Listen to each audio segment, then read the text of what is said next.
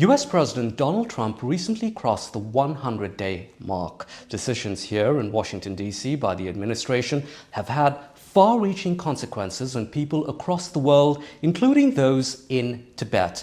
The president of the Tibetan government in exile is in D.C. meeting with Trump officials. He joins us now to talk about his high-stakes trip to the United States. Thank you very much indeed, Sikyong Penpa Tsering, for speaking to NDTV. Thank you for having me. Sikyong Tsering, let's start by talking about the massive overhaul at the US State Department, a key diplomatic position that advocates for Tibetan issues and rights, the role of special coordinator. Has it been axed in this restructuring? What exactly do we know has happened to that role, that position? We have been watching the developments in the State Department for some time. So there is still no clarity as to where or who will be appointed as the coordinator for Tibetan issues. We're still trying to figure out and to also see what are the possibilities that we can reach out to the State Department, because this is a statutory congressional decision, which we believe the State Department should be honoring that, but now we'll have to see how it evolves. Well, the problem is with the Trump administration, they've often ignored those congressional decisions. But just getting back to what you were saying, so you do believe that this position of special coordinator will continue to exist in some form, but you're not sure as of now in what form it might be? That's right. We still are trying to figure out as to which or what we can recommend to the State or what the State Department is thinking, because right now it's difficult to access top leadership in the State Department to get and nobody else has a clear answer as to how it's going to shape up. I noticed you mentioned how you've been knocking on doors, but have you been able to get very far? See, with the new administration, there are a lot of new people in the administration. So people with whom we have been working over the years, including Secretary Rubio when he was a senator. Who's been quite supportive of the Tibet cause before. Yes, so in that sense, I wrote to Secretary Rubio on February 27th, and he replied to me on 10th March, and that letter was quite reassuring, reiterating US support for Tibet. And regarding the funding cuts, I'm sure you have another question for that, but I think there is this general belief that Tibet program should be in the interests of United States, and we also have very good bipartisan support in the Congress, and that is what we have been doing in the last few days, meeting with congressional leaders both in the Senate and the House to impress upon the State Department to restore the funding back. Let's talk more about that funding, USAID. For decades now, it's helped Tibetans in exile in India with various programs, whether it's hospital equipment, computers for kids in school, meal programs. Give us a sense of how those funding cuts have affected Tibetans in exile in India. Of course, this is a privilege for the Tibetans. We will always be grateful to the United States government and the people for their support through the decades. Now, out of the 12 million from USAID, 7 million is for Tibetan Resilience Program, which includes education and health and rehabilitation. Then there is another 3 million which is meant for capacity building of the Central Tibetan Administration. And then there is another 2 million for digitization of Tibetan scriptures. Sikyong Tsering, as far as the 12 million goes from USAID, has that annual funding now ceased?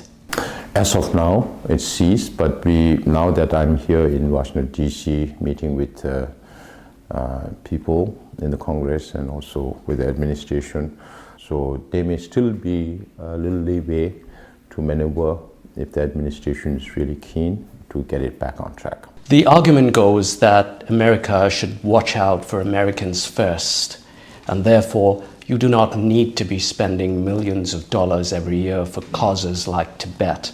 There's a group of Americans who believe that. What do you have to say to them? Anything that happens in one part of the whole world will have its impact on others. And right now the reality is that China is United States' biggest challenge.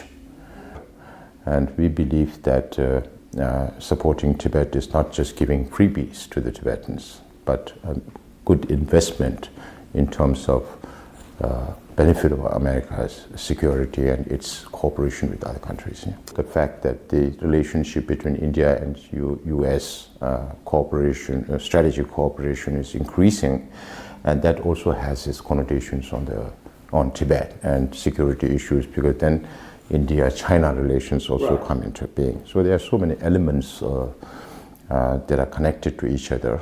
In recent days, you visited the Office of Radio Free Asia, which has been a critical information lifeline to Tibetans in Tibet. How important has that service been for Tibetans? And considering now that the Trump administration has cut back on funding, Radio Free Asia could go quiet in just a matter of weeks. Can you explain to Americans and people why that was such an integral service? Why is Radio Free Asia so important to Tibet? Now, what we hear from inside Tibet is, since the broadcasts have come down, one common message is that we are not getting our morning tea. So these are the only few outlets for Tibetans inside Tibet to get an understanding of what is happening internationally, what is happening to the Tibetan cause in the outside world. So that gives them good feedback on how Tibet's issue is faring internationally and how they should be responding to the situation internationally. Because in China, there are no other means of communicating with the people inside. So that is why it's like a lifeline. A lifeline is what you say. There are Americans who turn around and say that with the Chinese firewall, there's really no way of knowing how many people are actually listening to Radio Free Asia. So again, why spend our tax dollars on something that we don't know if it's really working? What do you say? Even China uses a lot of jammers to stop all these broadcasts, but they were not successful. So it depends, because Tibet is very vast. It's 2.5 million square kilometers. And Chinese government cannot put jammers in all the places all over Tibet. So there are places where you can have access to broadcasts like Voice of America and Radio Free Asia. But then if one person hears the news, then it could go to many people amongst themselves, within themselves. But then we know for a fact that whatever is happening outside of Tibet, news does get through inside Tibet, and they do know what is happening. So that is what is more important instead of numbers. How do you feel going into these meetings with Trump officials?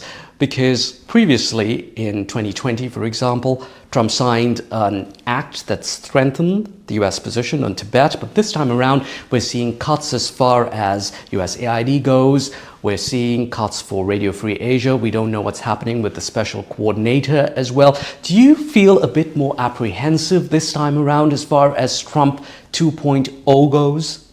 I think it's still early to pass any judgment. Of course, the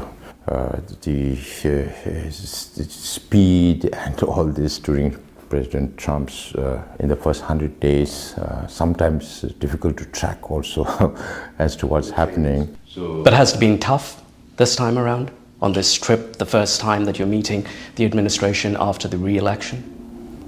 In the Congress, it's not a problem to meet with our friends both in the Senate and the Congress, in the House.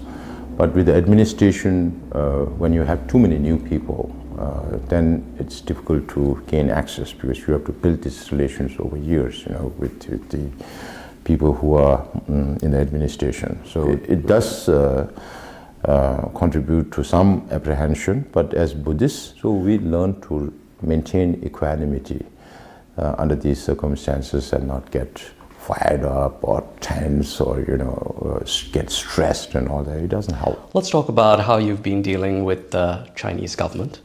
Are backroom negotiations or back-channel negotiations still continuing? I know every time you say that, yes, they are continuing, Beijing comes out and says, no, that's untrue. But what's the status of those talks behind the scenes? Talks.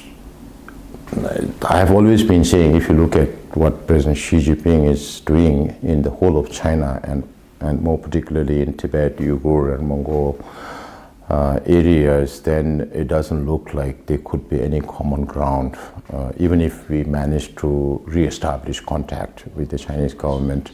But are those meetings continuing? Yes. What are those meetings like? I'm trying to picture in my mind's eye. Is it over the phone, Zoom? No, there are personal meetings also. So it's right now it's more like they are trying to understand what we are thinking, and they also want to know what's happening with His Holiness and his age and health and all that, because their major concern is reincarnation of His Holiness and the succession plan.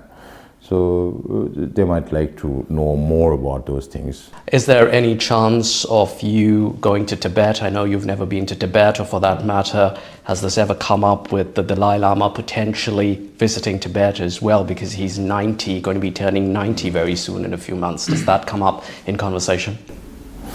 No, His Holiness has expressed his wish to visit Tibet many times in the past. But then again, is there the opportunity or not? Is there? Right now, no. So everything is conditional.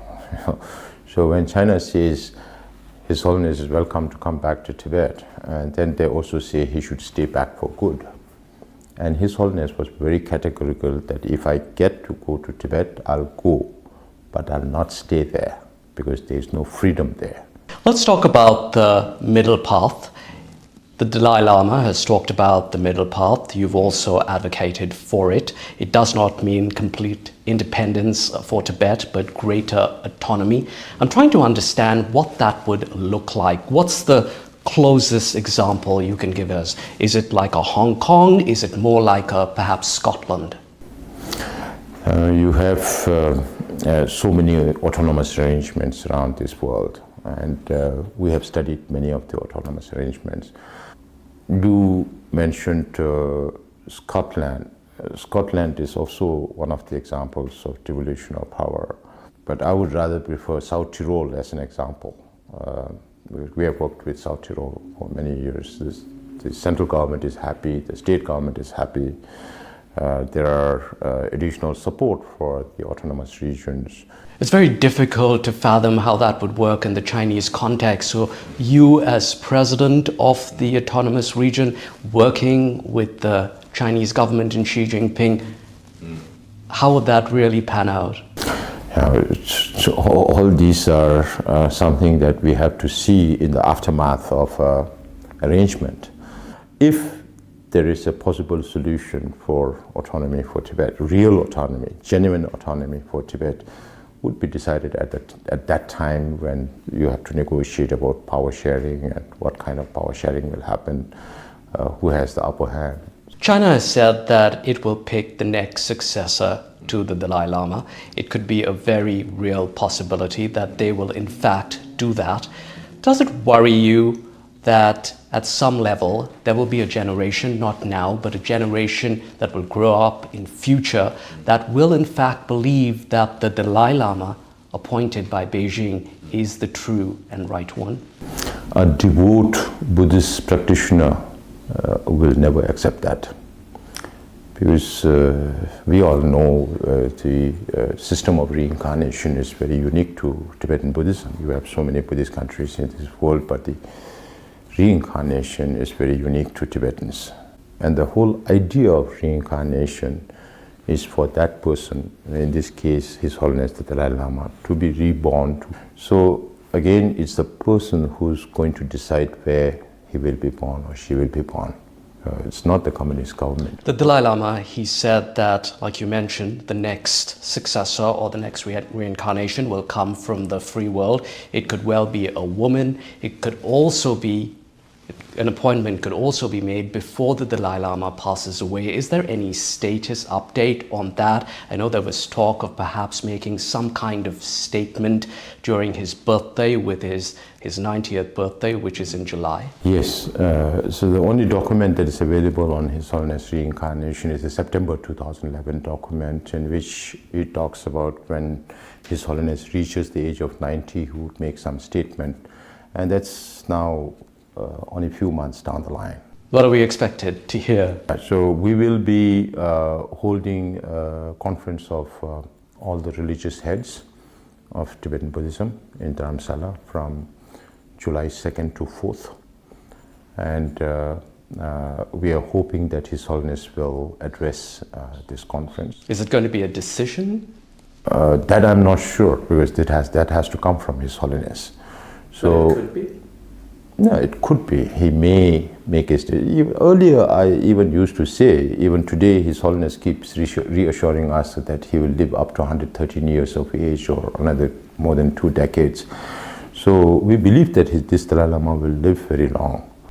But if I've understood you correctly, that this statement coming in July could be anything, but could also include a perhaps decision on who his successor might be. You mentioned about all the things, emanation and all the things, but from the latest book of His Holiness, Voice for the Voiceless, I think the indication is more towards reincarnation. That means finding a soul boy after the 14th Dalai Lama. Emanation is appointing somebody before your demise.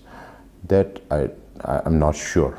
So I have been saying, even at 90, if His Holiness feels very good, he might say it's too early to make a statement.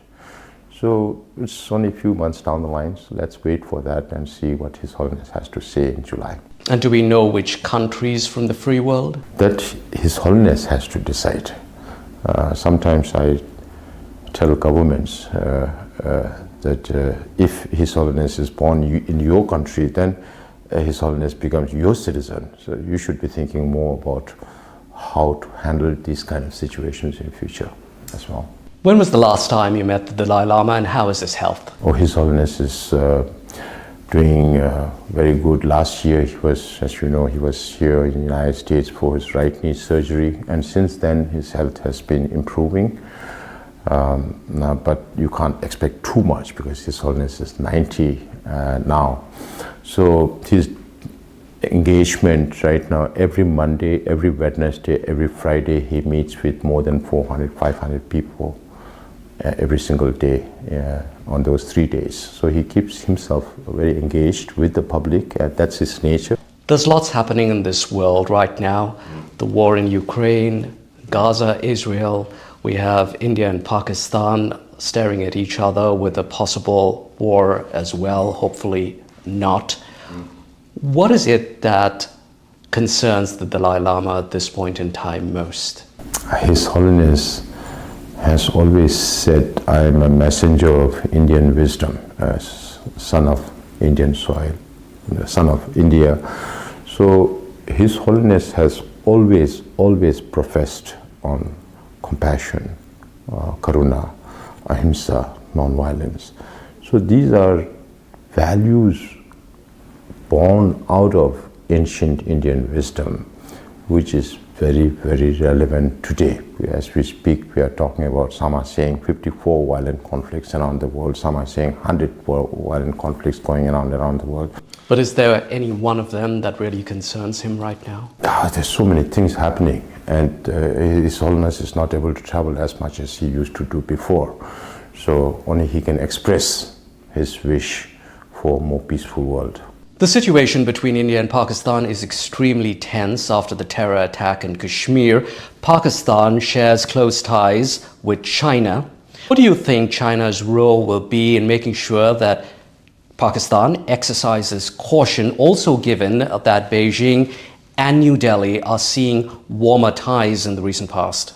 Would that be in China's interest or not? Because if it is not in China's interest, they won't do it. And we all know China-Pakistan relation, China-Russia relation. In China-Pakistan relation, they always define as higher than the mountains, sky. deeper than the ocean, sweeter than honey. And this will not go away in 1 or 2 days or because of 1 or 2 incidents. Now, if China wants to prove its commitment, then they should be saying what you are saying right now. Sikyong Penpa Tsering, appreciate your time here on NDTV. Thank you so much. Thank you.